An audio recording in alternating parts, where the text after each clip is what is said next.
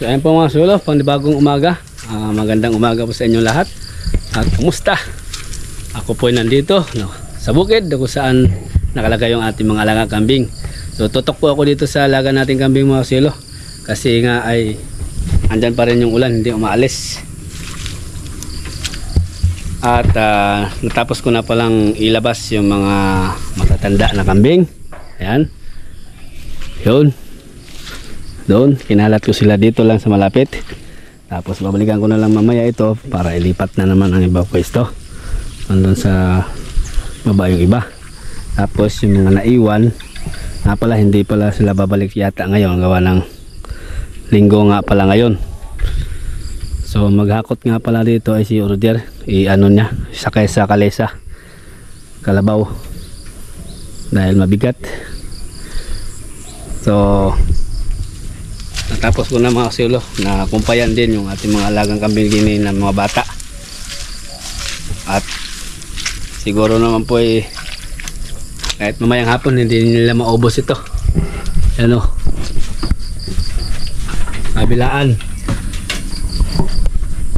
Tapos doon marami. Ano, so mag-enjoy na sila dyan sa ating binigay. Dahil wala naman yung nanunungag dyan. So kain na sila ng kain. Sige, ako'y uuwi na kasi meron akong gagawin nga ngayon. May pinagawa si doktor sa akin. Gagawa ako ng stand doon sa makina ng tracer. Kasi isa lang yung aming stand kasi.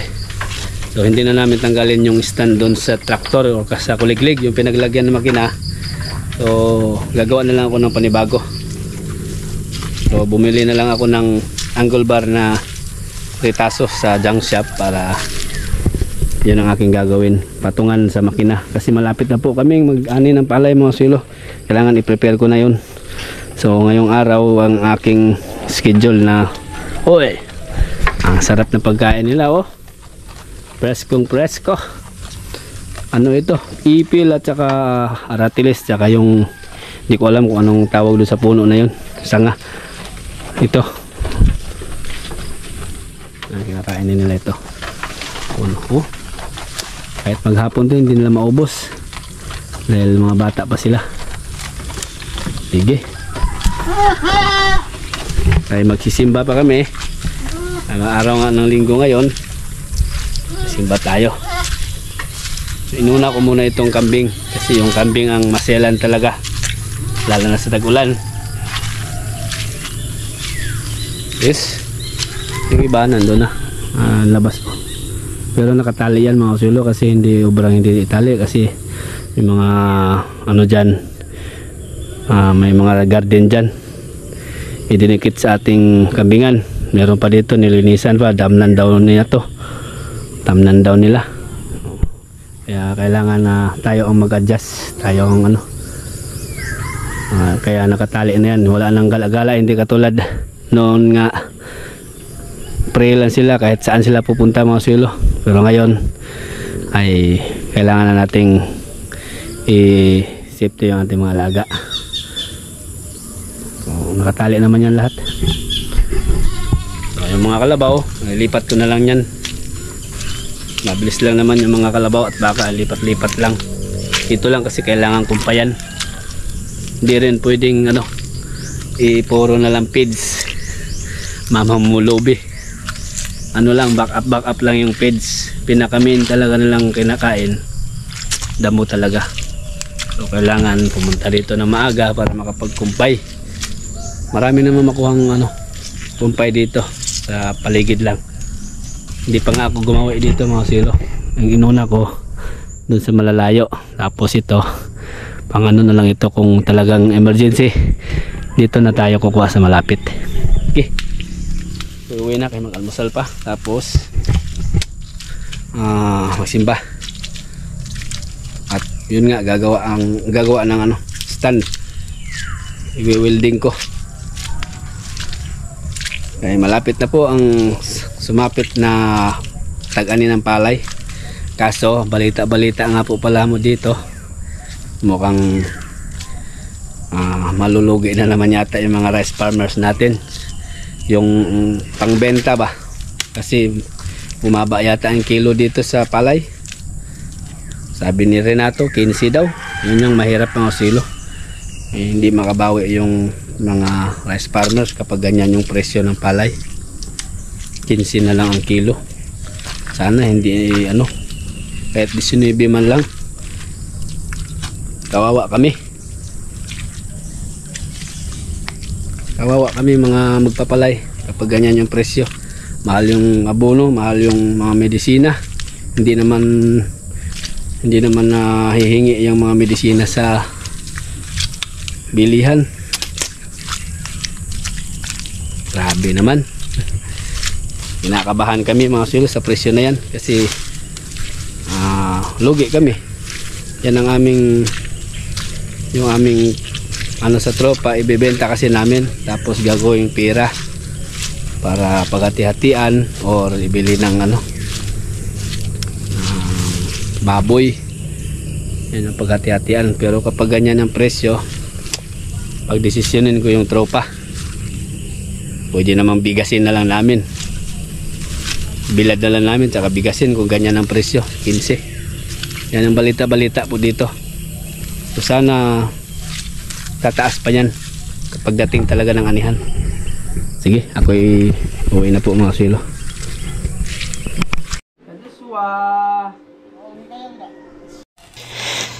So ayan po mga kasuelo, welding works po muna ako dito sa bahay at gumawa ako ng stand yan ng tracer or patungan ng makina sa tracer namin. Ang ginamit ko pala dyan ay angle bar na 1/4 ang kapal.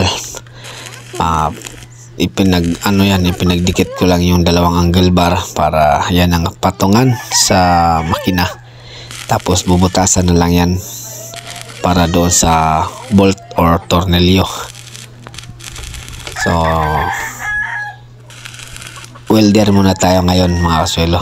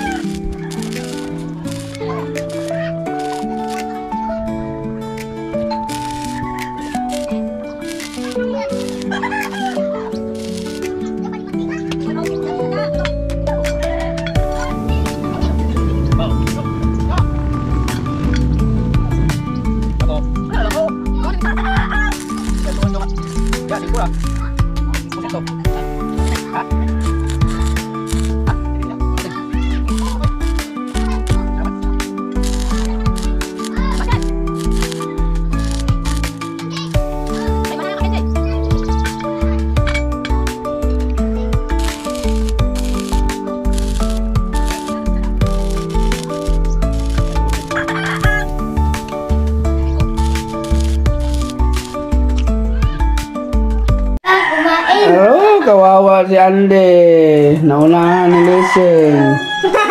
Hello. Tingnan niyo po mga kasuelo. Kumain siya kalabasa pa. Ha? Kalabasa. Kumain siya ng kanin. Ayaw niya kumain ng damo. Gusto niya kanin. Ganyan din. Una si Daniela. Si Ande. Atat na atat niya si Ande. Oh. Hindi siya makapurma ng Lising. Very good. Kumakain kay gulay. Pero de! Wala na sa'yo, babe. Wala na. Dalat! Bakit? Mabait si Andy, mabait. Hindi na Sige, kain na. Umalis na si Lising. Padidin. Hindi niya inaway si Lising. Yun, mga kasuelo, magandang hapon. At nandito po ako ngayon na naman sa bukid. Walang pagbabago mga kasuelo. Pag nakabakante tayo ng oras, diretso po ako sa bukid. At ngayon po ay nandito ako sa nanguha po ako ng kumpay. nag-stock na ako ng para bukas mga suelo, pero meron silang makain doon. At yung nasa loob kanina ay pinakawalan nila ni Mrs. at ni CJ. Tapos yung mga nakatali kanina nilipat namin.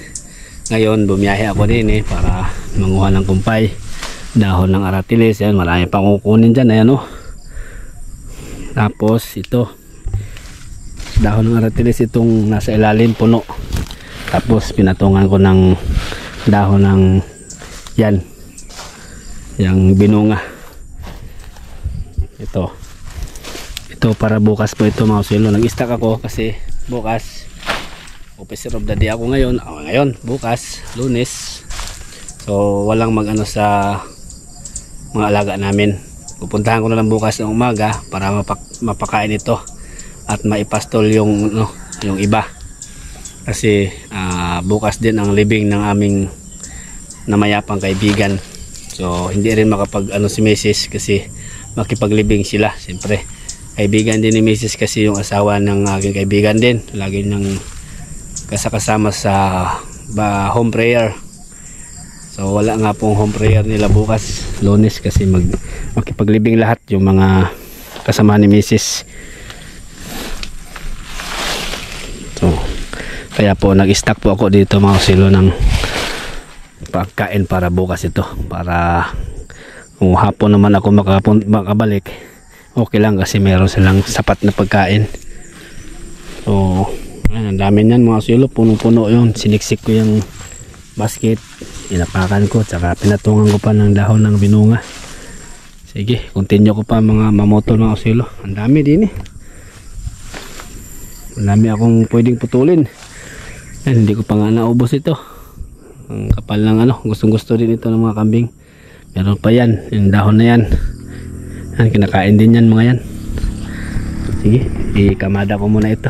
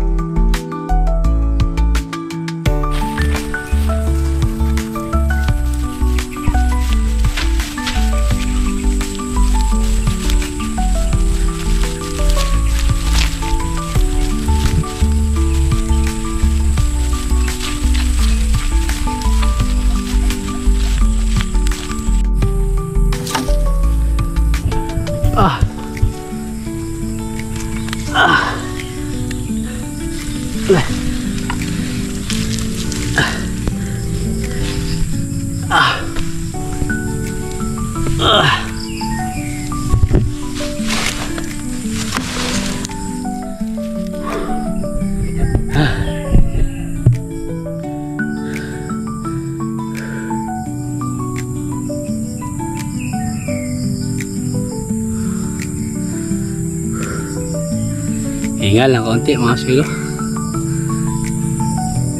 Ang dami ito. Tapos yung dalawa yun nilabas nila muna mga alaga.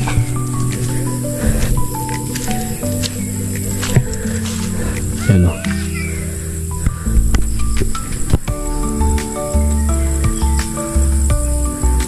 Yan. Musog naman yung mga tinali. So yan ang aking proseso mga asilo. Todo ano na sila ngayon yan, bantay sa lakay. Kapag nakagala sila may nagbabantay. Okay.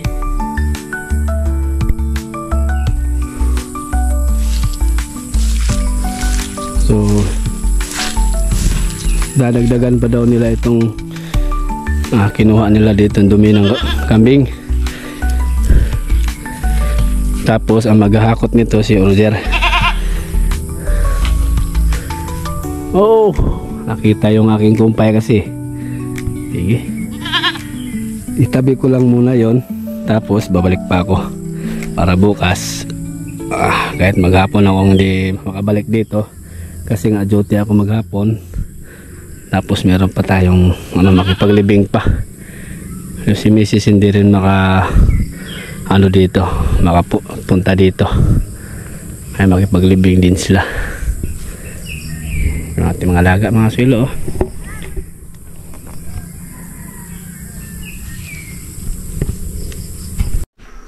Nasaan yung suso?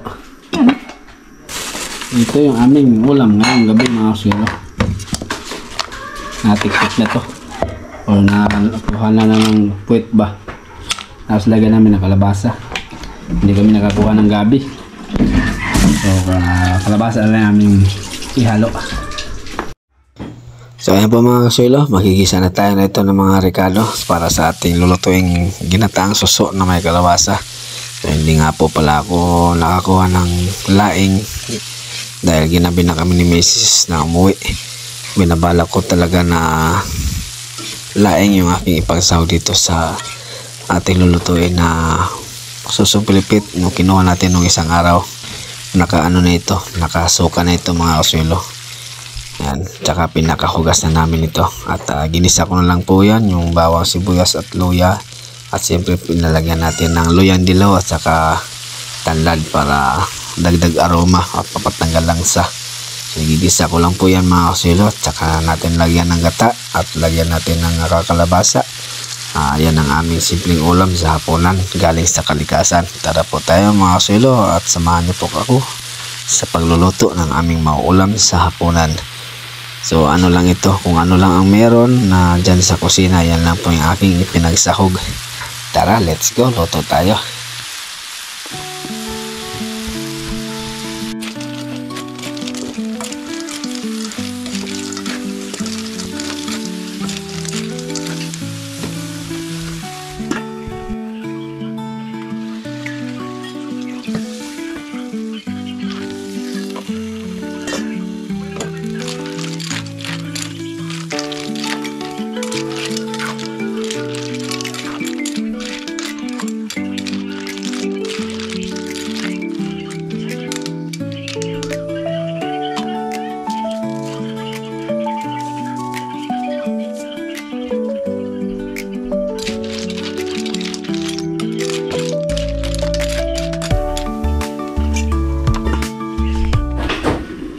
Jay! Kaon tayo, Jay! Oh. Durog na yung kalabasa, Jay. Oh. Nanonood na yung kalabasa sa suso. Sana sa laing soy. Kasi hindi tayo nakuha ng laing. Tapos sunod na lang. Tandok na. Kain tayo.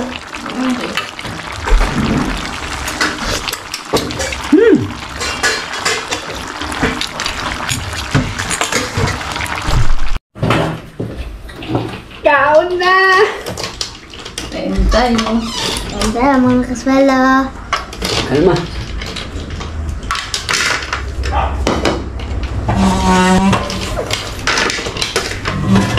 Aray.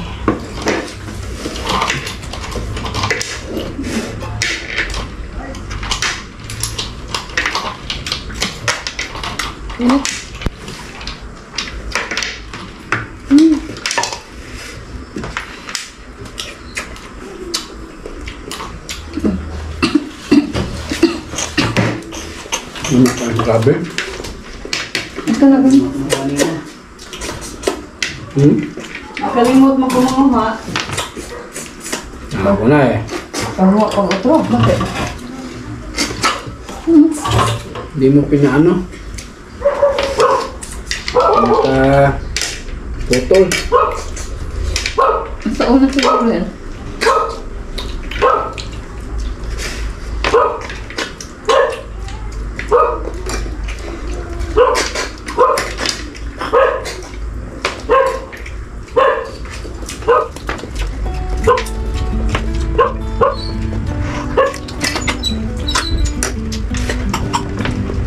Laban na gano'n.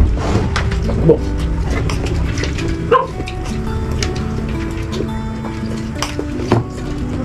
Para kung mo.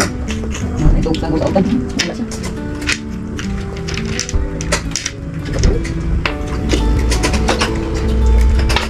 Hindi ko talaga.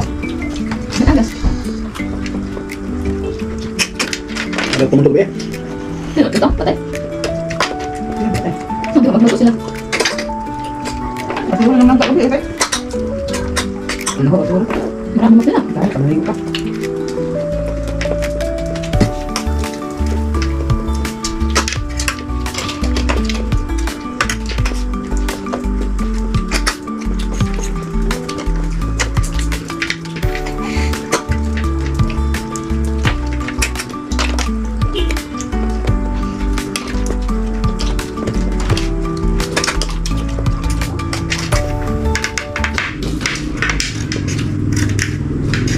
Tatanggi. Nakakapanin ni Tanga. Sa ulo, sa tatang yan. Mga ninitang. Ikan me. Ma. Ikaw naman. Ang suso. Ang laki suso ako. Kulang namin suso sa katuyo. Lain. Biglain mo kasi. Ikaw na. Yan, bigyan.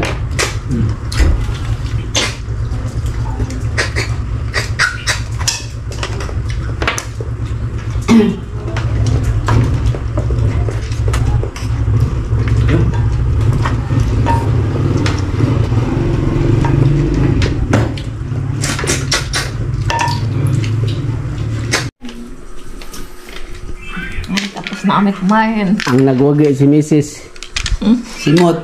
Sumot. Oh, grabe ang naubos niya oh. Uy, hindi sa akin lahat to. Ha? Sarap. Sarap. Naubos yung aming kinuha mga swelo. Solve! Maraming salamat po. Nasolve po kami sa galing sa kalikasan. Ang ulam namin.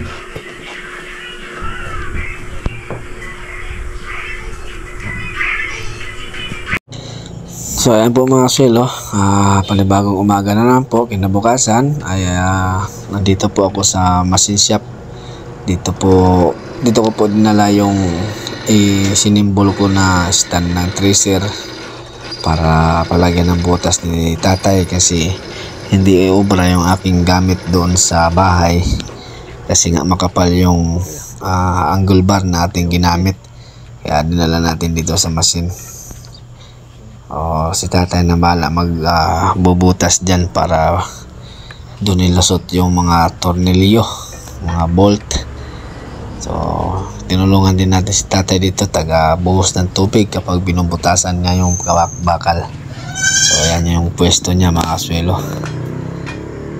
Dito namin dinadala yung mga hindi kaya sa ating mga gamit, dito natin dinadala. Kasi petsa 20 yata mag-umpisa na po ang anihan or arangkada na naman po yung aming makina din. Petsa 20 daw kami mag-umpisa sa pag-harvest ng palay.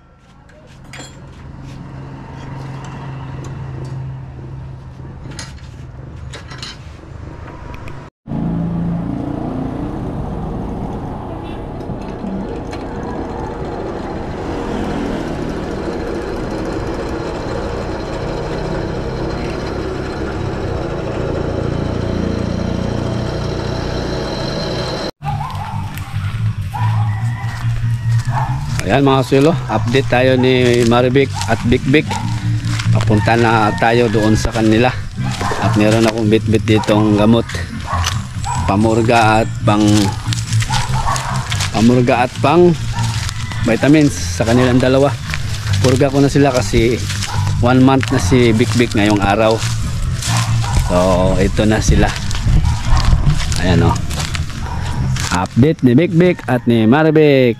Kinis ni Maribek ah. Ang kinis daw ni Maribik, sabi ni Mrs. Hello. So bago ako mag-set muna ako ng gamot dito. Ayan, unahin natin yung maliit. Si Big Big. Big. Cute niya no. Hindi siya lumaylayo ngayon ah. Set muna ako ng gamot.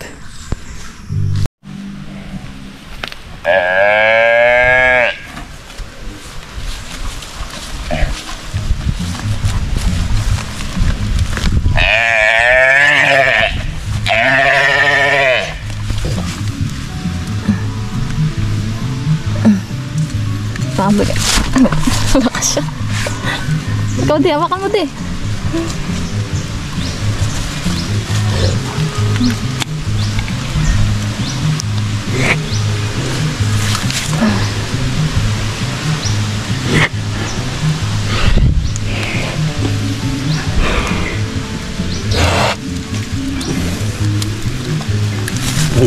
Okay na. Na. Okay na. Oh.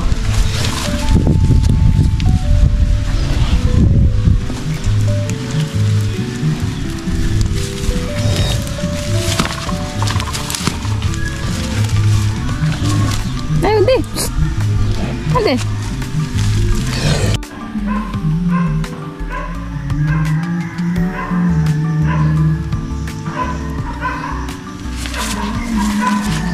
Sabi may bitis mo, patabig lang po lang di yan.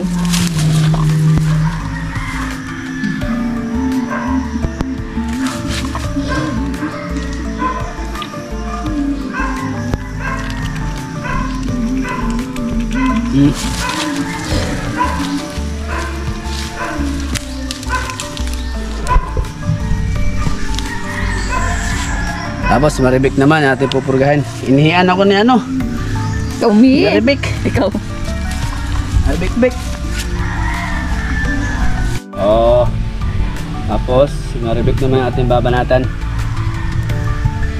Alam mo pa darling. Kunti lang to, kunti lang.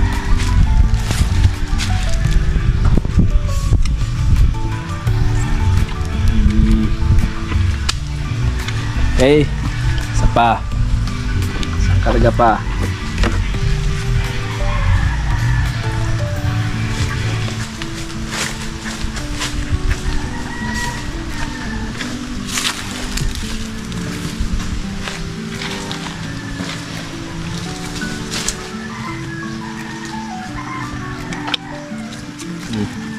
Pa.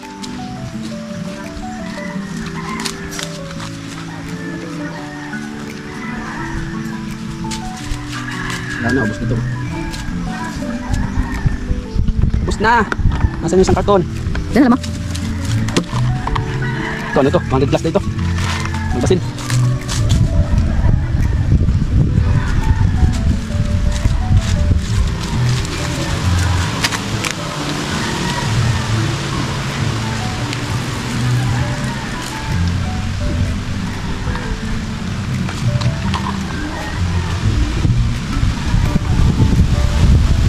Saan pa? Di mo ba doon?